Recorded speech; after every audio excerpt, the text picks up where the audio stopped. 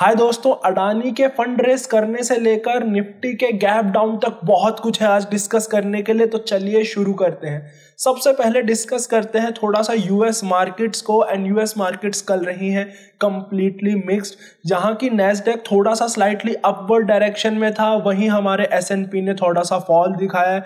Nasdaq almost 0.18% up था और S&P almost 0.17% down था। एसएनपी 500 मुझे एक ब्रॉडर इंडेक्स लगता है एज कंपेयर टू नैस्डैक, तो मैं इसे थोड़ा सा नेगेटिव डायरेक्शन में ही पॉइंट आउट करना चाहूंगा कि मार्केट्स यूएस की कल थोड़ी सी नेगेटिव रही है। हमने देखा कि थर्सडे की एक्सपायरी को हमें ज़्यादा वॉलेटिलिटी देखने को नहीं मिली। पर डे के एंड पर अराउंड 250 के आसपास 18,300 का सपोर्ट जोन ब्रेक कर दिया था हमारे निफ्टी ने। एंड उसके बाद देखा गया कि शॉर्ट स्ट्रैडल्स की भरमार आ गई है, क्योंकि आए दिन 18,300 कभी ब्रेक हो रहा है, कभी लोअर साइड से और कभी अपर साइड से ब्रेक हो रहा है। बैंक निफ्टी ने कल बहुत अच्छी परफॉर्मेंस दिखाई थी, जिसके कारण वो उतना नहीं गिरा जितना हमारा निफ्टी गिरा था। वो एक्चुअली पॉजिटिव में रहा था, जबकि निफ्टी हमारा 0.10% रहा था नेगेटिव में। हमारा बैंक निफ्टी रहा था 0.33% पॉजिटिव में। एंड बैंक निफ्टी में भी देखी जा रही है एक शॉर्ट स्ट्रैडल्स की भरमार। एंड वो शॉर्ट स्ट्रैडल्स हमें दिख रहे हैं 43,500 पर। दोनों ही जगह से इंडिकेशन मिल रहे हैं कि लोग एक्सपेक्ट कर रहे हैं कि इंडेसिस करेंगे कंसोलिडेट यहां से, क्योंकि मार्केट कोई डायरेक्शन नहीं पकड़ पा रही है, क्योंकि इतने सारे इवेंट्स हैं, इतने सारे डाटा हैं जो आ रहे हैं। अनसर्टेनिटी मार्केट में काफी ज्यादा है, तो कोई चीज डायरेक्शन पकड़ रही हो या ना पकड़ रही हो, विक्स जरूर अपनी डायरेक्शन पकड़ रहा है ऊपर के लिए। और मुझे पूरा भरोसा है कि जो भी ऑप्शन सेलर्स हैं यहाँ पे, जिन्होंने पहले पोजीशंस ले रखी होगी, उन्हें काफी दिक्कतें आ रही होंगी इस टाइम पे अपने बेसिकली प्रीमियम्स को मैनेज करने में, अपने पोजीशंस को मैनेज करने में। इसी के चलते पहले मैंने एडवाइस करा था जब विक्स 11 के नीचे ब्रेक हो गया था कि अब थोड़ा सा विक्स के बढ़ने पे, वॉलेटिलिटी बढ़ने पर जो ट्रेड्स बेनिफिशियल होती हैं वो ट्रेड्स लिए जाएं। उन पर मैंने कुछ वीडियोस भी बना रखे हैं, आप चाहे तो उन्हें चेक कर सकते हैं। वो डिस्क्रिप्शन में, कार्ड्स में और वीडियो के एंड में, तीनों जगहों पर आपको मिल जाएंगी। अगर थोड़ा फर्दर बात करें तो क्या है ये सारी न्यूज़ जिनके चलते सारी अनसर्टेनिटीज़ आ रही हैं, जिनके चलते हमारी मार्केट की डायरेक्शन आज थोड़ी सी गवर्न हो सकती है। सबसे पहला तो ये है कि एसजीएक्स निफ्टी आज काफ़ी दिनों बाद एक नेगेटिव स्टार्ट दिखा रहा है, जो कि जनरली हमने इतने दिनों से नहीं देखा, क्योंकि एफआईआईज कंटिन्यूसली बाय कर रहे थे। कल ये चीज़ थोड़ी सी चेंज हुई है। एफआईआईज ने स्टिल बाइंग करी है, डीआईआईज ने स्टिल सेलिंग करी है, बट दोनों ने ही अपनी क्वांटिटीज़ काफ़ी कम कर दी है। जबकि on a day to day basis जब हमारे एफआईआईज ऑलमोस्ट 2000 करोड़ की बाइंग कर रहे थे और DIIs almost 1000 crore to 800 crore की सेलिंग कर रहे थे, सिचुएशंस थोड़ी सी चेंज हो गई है। एफआईआईज ने कल बाय करा है सिर्फ और सिर्फ ऑलमोस्ट 800 करोड़ के आसपास, और डीआईआईज ने सेल करा है सिर्फ 200 करोड़ की। तो ये सिचुएशंस बेसिकली है, ये अपनी एक्टिविटी कम कर रहे हैं। ये लोग भी नहीं जाना चाहते हैं किसी इवेंट ड्रिवन डे पर हैवी पोजीशंस के साथ। तो एक्टिविटी दोनों ही फ्रंट से हमें काफ़ी कम देखने को मिल रही है। अगर बात करें कि क्यों है ये एक्टिविटी कम, तो सबसे पहला रीज़न तो निकल के आता है कर्नाटका इलेक्शंस। कर्नाटका इलेक्शंस पर हमारी मार्केट की डायरेक्शंस काफ़ी ज़्यादा मूव कर सकती हैं।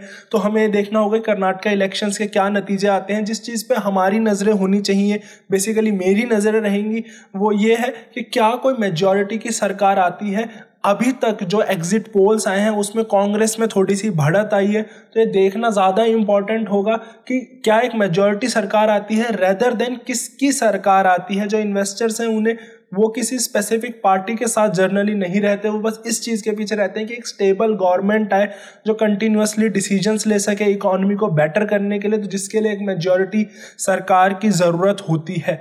अगर थोड़े से और डाटा की बात करें तो जो इम्पॉर्टेंट डाटा कल आया है वो आया है हमारा बेसिकली यूएस का जॉबलेस क्लेम डाटा, एंड जिसमें दिखाया गया है कि जॉबलेस जो क्लेम्स हैं वो बढ़ गए हैं पिछली बार से ज़्यादा। तो ये कहीं ना कहीं अब देखने में नेगेटिव ज़रूर लगता है कि लोगों के जो जॉबलेस क्लेम्स हैं वो बढ़ गए, बट एक्चुअली इस टाइम पे यूएस के लिए एक पॉजिटिव बात है एंड इंडिया के लिए एक पॉजिटिव बात है, क्योंकि अगर वहाँ के जॉबलेस क्लेम्स बढ़ रहे हैं, जैसे कि हमें वेडनेसडे को पता चला था कि उनका इन्फ्लेशन डाटा भी कम आया है, तो ये कहीं ना कहीं दिखाते हैं जो उनकी फेड चाहता है कि इन्फ्लेशन डाउन आए, इकोनॉमी की पेस थोड़ी स्लो हो, वो उस डायरेक्शन में आगे बढ़ रहे हैं, क्योंकि इतना ज़्यादा हाइपर इन्फ्लेशन यूएस के लिए अच्छा नहीं है। तो ये कहीं ना कहीं एक पॉजिटिव संकेत है जो आगे पुश करेगा यूएस मार्केट्स को कि शायद और ज़्यादा रेट हाइक्स नहीं होंगे एंड इनफैक्ट रेट कट्स भी होंगे। अगर हम थोड़ा सा बात करें तो यूएस के जो स्वैप ट्रेडर्स हैं उनकी अगर हम थोड़ा सा एनालिसिस करें तो उनसे पता चलता है कि इस टाइम पे स्वैप्स में जो हरकत चल रही है उससे नज़र आता है कि वो ऑलमोस्ट 75 बेसिस पॉइंट्स का कट देख रहे हैं इस ईयर के एंड पे। मुझे ये थोड़ा सा एक्सट्रेवेगेंट लगता है, मुझे नहीं लगता कि 75 पॉइंट्स का कट आ पाएगा यूएस मार्केट्स में। अगर 75 पॉइंट्स का कट आता है यूएस मार्केट्स पर तो इस बात का ध्यान रखिएगा कि किस कंडीशन पर आएगा वो कट। बेसिकली इकोनॉमी की सिचुएशंस को बहुत ही ज़्यादा खराब होना पड़ेगा अगर हमें वो कट देखना है। तो अगर हम एक बार उस कट्स की बात को हटा दें जिसके कारण यूएस की इक्विटी स्टिल स्टेबल है, अगर देखें अगर वो कट की उम्मीदें ना होती तो यूएस की मार्केट्स और ज़्यादा नीचे गिर सकती थी। कट्स की उम्मीदों के कारण यूएस के बॉन्ड्स भी काफ़ी बढ़ रहे हैं। अगर हम बात करें इंडियन स्पेसिफिक थोड़ी सी न्यूज़ की तो हम थोड़ा सा देख सकते हैं कि जो अडानी है, अडानी वापस से उनका एफपीओ पहले कैंसिल हो गया था, उसके बाद वापस वो स्टॉक्स अपने सेल कर वापस फंडिंग उठाना चाह रहे हैं। न्यूज़ आ रही है कि 2.5 बिलियन डॉलर्स तक की फंडिंग उठाना चाह रहे हैं क्यूआईपी से, basically institutional qualified institutional investor placement से। वो इन्वेस्टर्स हैं जो बेसिकली क्वालिफाइड हैं, हाई नेटवर्थ इंडिविजुअल्स या फिर जो हमारे बैंकिंग हो गई या फिर हमारे बेसिकली इंश्योरेंस हाउसेस हो गए, इन जगहों से बेसिकली अपनी फंडिंग उठाना चाह रहे हैं 2.5 बिलियन डॉलर्स तक की अपने स्टेक सेल करके। $1 बिलियन के वो एक्सेसिव जो अपने हैं वो शेयर्स रिलीज करेंगे, उससे उनकी फंडिंग आएगी एंड रेस्ट वो अपने शेयर्स सेल करने के बारे में सोच रहे हैं। पूरी डिटेल्स अभी तक नहीं आई है। 13 तारीख को मीटिंग होनी है अडानी ग्रुप की इस टॉपिक के ऊपर एंड सारे अप्रूवल्स आने हैं बोर्ड मेंबर्स के, क्योंकि according to regulation voting necessary है। बेसिकली बोर्ड मेंबर्स के अप्रूवल्स ज़रूरी हैं अगर आपको कोई भी पब्लिक ऑफरिंग लेके आनी है तो इसलिए अडानी ग्रुप में ये वोटिंग होगी 13 तारीख को। अगर देखा जाए इस न्यूज़ के जस्ट एक दिन बाद ही न्यूज़ भी आई थी कि मॉरिशस के फाइनेंशियल मिनिस्टर हैं उनकी तरफ से आया था कि जो सारी शेल कंपनीज की न्यूज़ है ये एकदम फेक है, इसमें कोई दम नहीं है, जिसके कारण अडानी का शेयर 5% बढ़ गया था। मुझे इसकी टाइमिंग थोड़ी सी एक्सेसिव कन्वीनियंट लगती है, अदरवाइज मैं भी जुड़ता हूँ उन लोगों में जो बाय करते हैं अडानी के शेयर, तो इस वजह से मैं अडानी के शेयर से अभी तो एटलीस्ट दूर हूँ। पैसा बनाने की अपॉर्चुनिटी मार्केट्स में बहुत मिलती है, हमें चूज़ करना पड़ता है कि किन स्क्रिप्ट्स पर, किन आइडियाज़ पर हम कॉन्फिडेंट हैं और किन चीज़ों में हमें लगता है कि थोड़ी सी फिशी चीज़ें चल रही हैं, थोड़ी सी फिशी हरकतें चल रही हैं। अगर थोड़ा सा और बात करा जाए इंडियन स्पेसिफिक अगर कंटेक्स्ट में बात करा जाए, स्टॉक रिलेटेड न्यूज़ आज ज़्यादा नहीं है एक्सेप्ट कि टाटा मोटर्स एंड बहुत अदर मेजर जो हमारी कंपनीज़ हैं उनके रिजल्ट्स आने वाले हैं कुछ कंपनीज़ के, जिनमें से मेरी नज़रें स्पेसिफिकली टाटा मोटर्स में रहेंगी, क्योंकि कल मैंने टाटा मोटर्स में ट्रेड इनिशिएट करी थी। Slightly delta negative trade means थोड़ा नीचे जाने पर मुझे प्रॉफिट ज़्यादा होगा। कॉल ऑप्शन पुट ऑप्शन मैंने दोनों ही सेल करे थे कवर्ड में एंड ये एक रिजल्ट ड्रिवन ट्रेड है, fundamental basically long term driven trade नहीं है। फंडामेंटल्स और प्राइस एक्शन दोनों को देखकर ये मैंने ट्रेड ली है, क्योंकि एकदम से शेयर्स में काफ़ी ज़्यादा बढ़त देखी गई है और मुझे नहीं लगता रिजल्ट्स कितने भी अच्छे आए ऑटोमोटिव सेक्टर को देखते हुए कि इतनी ज़्यादा बढ़त एकदम से शेयर्स बेसिकली रिजल्ट्स जस्टिफाई कर पाएंगे। तो उसके चलते मुझे लगता है कि थोड़ा सा शेयर डाउन आ सकता है एंड मोर ओवर जिन लोगों ने इतने नीचे बाइंग करके रखी है उनसे प्रॉफिट बुकिंग की भी मुझे उम्मीदें हैं। रिजल्ट के बाद जनरली एक अच्छा टाइम रहता है जब लोग अपनी प्रॉफिट बुक करना स्टार्ट करते हैं, तो ये जनरली मेरी 2 से 3 दिन ट्रेड चलेगी मैक्स टू मैक्स, या प्रॉबेबली हो सकता है मैं रिजल्ट्स के जस्ट बाद इसे क्लोज भी कर दूं।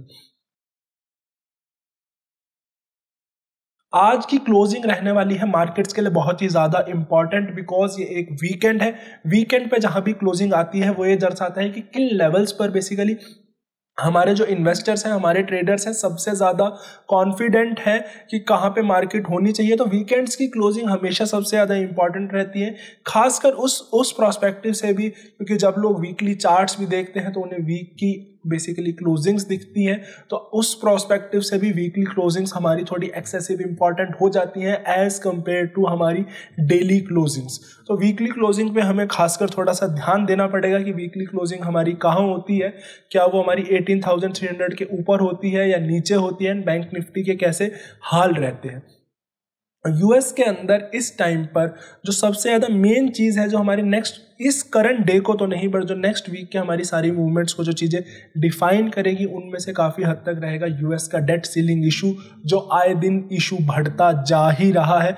दिन बहुत कम रह गए हैं, कल का दिन भी अगर मैं हटा दूं तो मात्र 4 दिन रहते हैं, 4 सेशंस बेसिकली रहते हैं जब जो बिडेन और उनका कांग्रेस हाउस पूरी तरीके से एक्टिव रहेगा और इस बात पर डिसीजन ले पाएगा।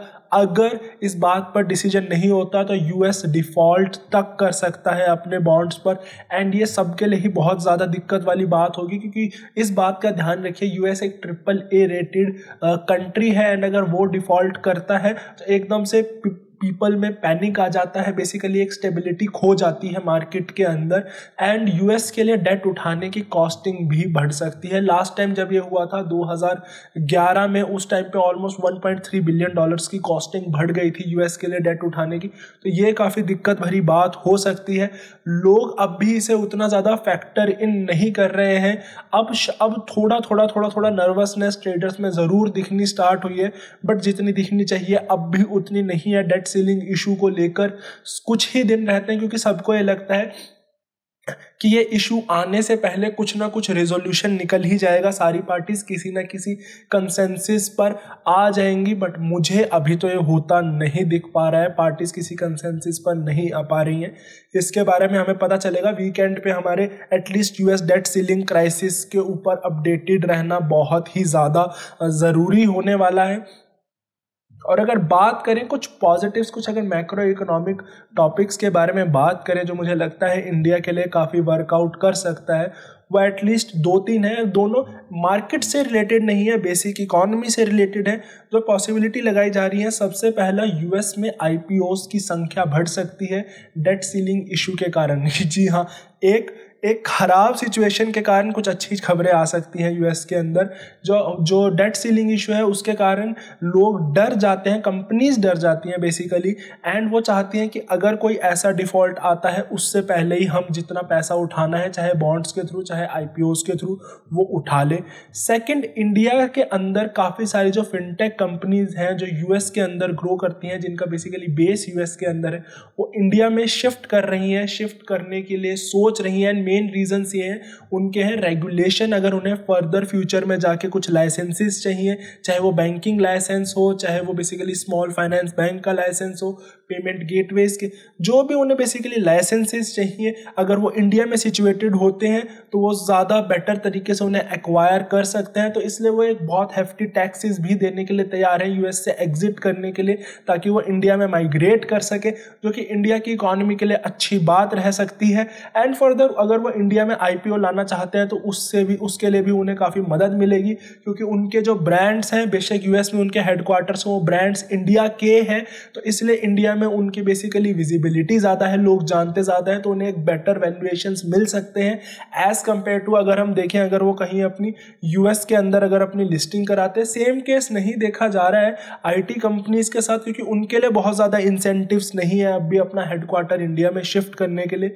देखते हैं आगे ये चीज़ें कैसी चलती हैं। फर्दर मोर हमारी जो गवर्नमेंट है PLI स्कीम को पुश करने के काफ़ी ज़्यादा फेवर में है, एंड काफ़ी ज़्यादा पुश भी कर रही है।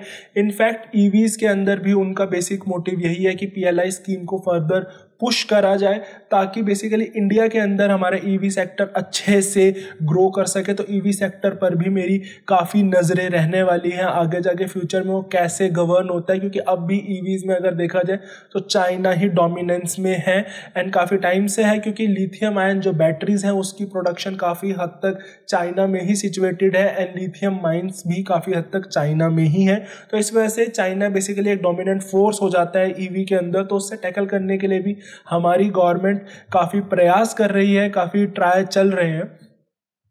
एक छोटा नोट मैं एंड में देना चाहूँगा कि अगर आप अडानी में डील करते हैं, स्पेशली अगर अडानी पोर्ट्स में डील करते हैं, तो रिसेंटली गवर्नमेंट द्वारा इंटरेस्ट दिखाया गया है कि हमारे पोर्ट्स को बेसिकली ग्रीन पोर्ट्स में कन्वर्ट करा जाए।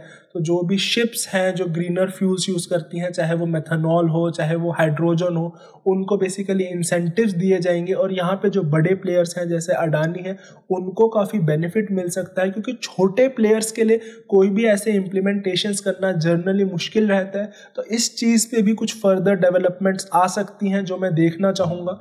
आज अगर पर्सनली मैं बात करूं कि मैं क्या करने वाला हूं, आज मैं बेसिकली अपनी टाटा मोटर्स की ट्रेड को ही मैनेज करूंगा। मैं देखूंगा क्या उसमें मेरे को फर्दर एडिशंस करने हैं, क्या मेरे को फर्दर एडजस्टमेंट्स करने हैं, क्योंकि जैसा कि आपको मैं हर बार कहता हूं, मेरा मानना है fewer bets larger bets, because generally market efficient रहती है। कभी कभार ही आपको पॉकेट्स मिलती हैं ऐसी जहां से आप इनएफिशिएंसीज निकाल कर अच्छे प्रॉफिट्स कमा सकें।